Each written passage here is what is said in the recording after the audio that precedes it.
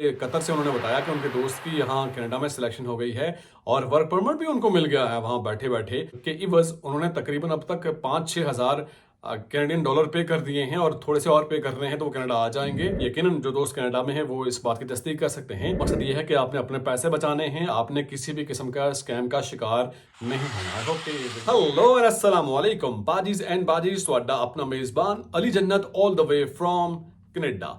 आप दोस्त कनाडा की जॉब्स के लिए ऑनलाइन अप्लाई कर रहे हैं तो आप साथ में स्कैम का शिकार भी हो रहे हैं, फ्रॉड का शिकार भी हो रहे हैं और अपने पैसे भी गंवा रहे हैं और ये मैं कहूँगा कि जानबूझकर अपने पैसे लुटा रहे हैं।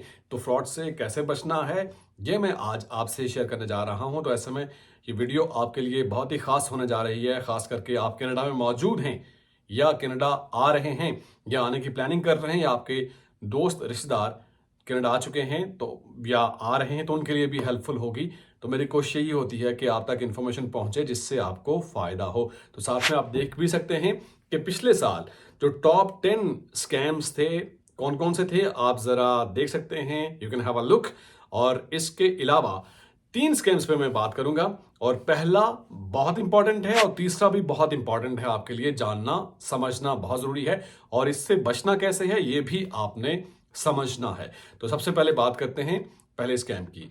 पहला स्कैम ये है कि आपको ऑनलाइन व्हाट्सएप के जरिए आपको ऑफर आती है कि आपकी सिलेक्शन हो गई है कनाडा में इस कंपनी के लिए और आपको ये जॉब ऑफर के साथ साथ कहा जाता है कि आपको इतनी सैलरी दी जाएगी।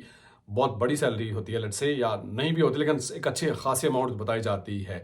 तो ज़ाहिर बंदा खुश हो जाता है कि यार 1 साल से या 1 महीने से मैं घर पे वेला बैठा हूँ तो देखें मुझे जॉब मिल गई है कनाडा से।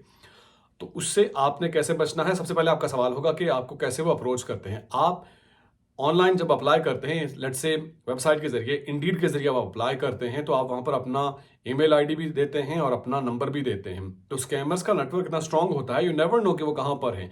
आपको लगता ये है कि वो शायद कनाडा से आपको डील कर रहे हैं लेकिन यू नेवर नो कि वो इंडिया से हैं, पाकिस्तान से हैं, नाइजीरिया से हैं, कहाँ से आपके साथ वो डीलिंग कर रहे हैं। और उनका नेटवर्क ज़्यादा स्ट्रांग होता है और ऐसा वो बिहेव करते हैं कि लगता है कि बिल्कुल सब कुछ जेन्युइन है। तो ऐसे में बचना कैसे है आपने, ये मैं आज आपसे शेयर करने जा रहा हूँ क्योंकि हाल ही में मेरे एक जानने वाले कतर से उन्होंने बताया कि उनके दोस्त की यहाँ कनाडा में सिलेक्शन हो गई है और वर्क परमिट भी उनको मिल गया है वहाँ बैठे बैठे और उस के इवज उन्होंने तकरीबन अब तक 5-6 हज़ार कैनेडियन डॉलर पे कर दिए हैं और थोड़े से और पे कर रहे हैं तो वो कनाडा आ जाएंगे।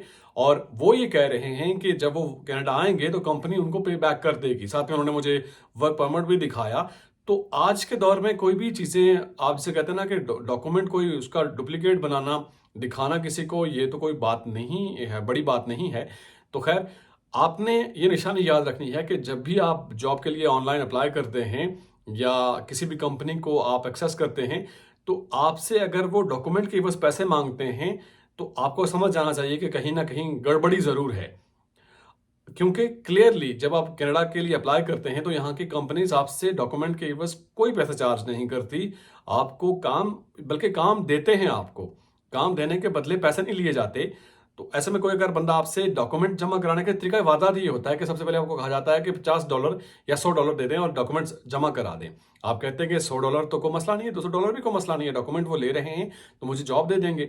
जब वो $100 आप जमा कराते हैं फिर उसके बाद आप वो कहते हैं प्रोसेस आपका शुरू हो रहा है, अभी यहाँ प्रोसेस यहाँ तक पहुँच गया है, अभी वर्क परमिट के लिए आप तकरीबन 2,000-3,000 दे दें। बंदा कहता ठीक है मैं दे देता हूँ। जैसे मैंने आपसे शेयर किया कि उन्होंने वर्क परमिट उन्होंने बता दिया कि ये आ गया है और इतनी अमाउंट उन्होंने जमा करा दी, कुछ और जमा करा के वो कहेंगे आपका काम बिल्कुल डन हो जाएगा।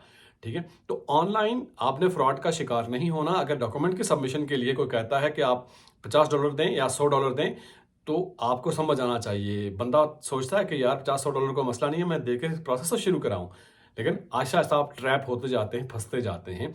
तो इससे आपने बचना यही है, सोच के है कि जब आपसे कोई डॉक्यूमेंट के बदले पैसे मांगता है तो आपको थोड़ा एहतियात करनी चाहिए। पहला तो ये तरीका हो गया। दूसरा तरीका ये है कि आप जब कनाडा आते हैं तो आपको टेक्स्ट मैसेज के जरिए या आप कह सकते हैं कि ईमेल के जरिए आपको कहा जाता है कि आपके पैसे आए हुए हैं, इस लिंक पे क्लिक करें तो इतने डॉलर्स आपको शिफ्ट हो जाएंगे आपके अकाउंट में। तो गलती से भी आपने उस लिंक पे क्लिक नहीं करना। आप कहेंगे हाँ आप तो स्मार्ट हैं लेकिन फिर भी नहीं पता होता बाज़ औक़ात, ख़ास करके जो नए स्टूडेंट आते हैं, जो नए लोग आते हैं, उनको नहीं मालूम होता, कन्फ्यूज़ होते हैं और इस तरह से मैसेजेस आते हैं कि बंदा क्लिक कर ही देता है और क्लिक करेंगे तो आपकी सारी इन्फॉर्मेशन उनके पास चली जाती है। लेट्स से आपके अकाउंट की डिटेल सारी चली जाती है और आपके पैसे डिडक्ट हो जाते हैं। और एक और यहाँ पर वाक़या हुआ कि मेरी जानने वाली कैलगरी में उन्होंने एक नया फ़ोन लिया, आईफ़ोन लिया और उन्होंने कहा कि मैं इसको सेल कर दूँगी। 2 थे उनके पास, तो उन्होंने मार्केट प्लेस पे रखा फ़ोन और फ़ौर तौर पर उनको ऑफ़र आ गई, अच्छी खासी ऑफ़र उनको, बल्कि उनकी तवक्कुआत से ज़्यादा उनको कहा जी कि हम ये फ़ोन आपका ले लेंगे, आप फ़लाँ इस एड्रेस पे भेज दें। उन्होंने उस एड्रेस पे भेज दिया और कहा जी कि ये यहाँ पर अपनी डिटेल अपनी दे दें ताकि आपको पैसे ट्रांसफ़र किए जाएँ। उन्होंने डिटेल दी, फ़ोन भी उनका चला गया और उनके अकाउंट से पैसे निकलना शुरू हो गए, डिडक्ट होना शुरू हो गए। तो तकरीबन 2000 के करीब जब निकले, तो वो उनको मालूम हुआ कि ये क्या हो रहा है मेरे साथ। तो बेचारी वो अस्पताल चली गई और उसके बाद फ़ोन भी उनका ज़ाहिर है चला गया और पैसे भी उनके चले गए। तो ऐसे में आपने ये एहतियात करनी है कि जिस वेबसाइट को आप लेट्स से कस्टमर केयर के लिए कॉल कर रहे हैं, तो ये देखना चाहिए कि बेल की कंपनी है तो क्या ये उसकी ऑथेंटिक वेबसाइट है। बाज़ों का होता ये है कि आप अप्रोच करते हैं, गूगल करते हैं, लेकिन वो कहीं कॉल कहीं और चली जाती है और वो ऐसे प्रिटेंड करते हैं कि शायद कॉल सेंटर है, आपको कहते हैं वेट पे करें, आपको ऑफिसर से बात कराई जा रही है। इस तरह से वो आपको डील करते हैं, आपको गुमान नहीं होता कि बिल्कुल ये हकीकत है, सच है। तो आपने बचना है मैसेजेस के ज़रिए और ऑनलाइन जो आप स्कैम का शिकार होंगे, इससे आपने बचना है, केयरफुली चलना है। और जब कनाडा में आप होते हैं, और तीसरा जो बड़ा मामला है जो आपसे मैं शेयर कर रहा हूँ, ये यकीनन जो दोस्त कनाडा में हैं वो इस बात की तस्दीक कर सकते हैं। ऐसा नहीं होगा कि आपको हफ्ते में 2, 3 या 4 कॉल्स ना आएँ, फेक कॉल्स। बाज़ औक़ात आपको ऐसा प्रिटेंड करते हैं कि हम इमिग्रेशन से कॉल कर रहे हैं, बाज़ औक़ात पुलिस से कॉल कर रहे हैं, आपके सिन नंबर पे ये चीज़ें हो गई हैं या आपके नाम पे ये इल्लीगल कोई डॉक्यूमेंट आया हुआ है या कोई पार्सल आया हुआ है, तो बंदा जब नया होता है तो ज़ाहिर है परेशान हो जाता है कि शायद कोई आया हो या क्या मामला है। तो वो कहते हैं जी कि फ़लाँ-फ़लाँ अपनी इन्फॉर्मेशन यहाँ पर दें या यहाँ पर इस लिंक पे क्लिक करें। और जो नए स्टूडेंट हैं या जो नए लोग हैं, ज़ाहिर है बंदा सोचता है कि शायद क्या पता को मामला होगा और फिर शायद ये भी कहते हैं कि आप इसके बदले ये इतने चार्जेस दे दें, पैसे दे दें तो आपका मामला ठीक हो जाएगा। तो कभी भी भूल कर आपने उन जो कॉल्स हैं या जो मैसेजेस हैं, उनका उस तरह से जवाब नहीं देना। हुआ ये कि एक जो मेरे रिलेटिव हैं, वो 5-6 साल बाद यहाँ कनाडा आए, कनाडा के नेशनल हैं, तो उनको भी इस तरह से कॉल आई कि आपका कोई पार्सल आया हुआ है, इल्लीगल पार्सल। तो वो दौड़ते हुए गए पुलिस स्टेशन, उन्होंने कहा जी कोई पार्सल नहीं है, कोई कुछ नहीं है, ये फेक कॉल है। तो कहने का मकसद ये, साथ में एग्जांपल्स आपको इसलिए दे रहा हूँ कि इस तरह के वाकयात होते हैं जो कनाडियन नेशनल है उनके साथ भी होते हैं। तो आपने एहतियात करनी है, खास करके सावधान होना है बहुत ज़्यादा। कॉल्स के हवाले से रोज़ाना कॉल्स आती हैं और आपको कहा जाता है अगर कोई ज़्यादा ही मसला है तो आप पुलिस के पास चले जाएँ, यहाँ की पुलिस बहुत ही कोऑपरेटिव है, वो आपको सारी चीज़ें बता देगी। तो आपने सिर्फ और सिर्फ केयर करनी है, अपने पैसे बचाने हैं, अपने किसी भी किस्म का स्कैम का शिकार नहीं होना। आई होप कि ये वीडियो आपके लिए हेल्पफुल हुई होगी। ज़रूर फेसबुक पे मेरा पेज लाइक कीजिएगा और यूट्यूब पे चैनल को सब्सक्राइब कीजिएगा, इससे मोटिवेशन मिलती है और मज़ीद इन्फॉर्मेटिव वीडियोज़ मैं आपके लिए लेकर आता हूँ। आपसे मुलाकात होगी नेक्स्ट वीडियो में। टिल देन अल्लाह हाफ़िज़।